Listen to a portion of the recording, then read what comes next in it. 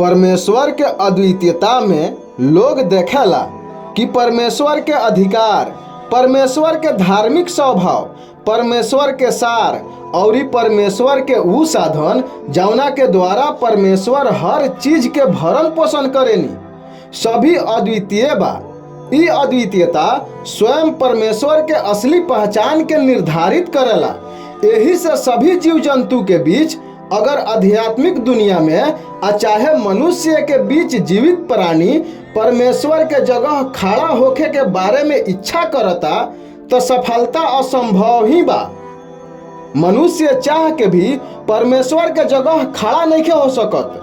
परमेश्वर के रूप धैला के कोनो भी प्रयास असफल ही रही, काहे कि परमेश्वर मनुष्य के पैदा कैले बानी, ना कि मनुष्य परमेश्वर के पैदा कैले बा। यही से मनुष्य चाह के भी परमेश्वर के जगह खड़ा नहीं हो सकत। जवन कुछ दिखाई दे रहल बा उ सब के उत्तरदायित्व परमेश्वर ही बानी।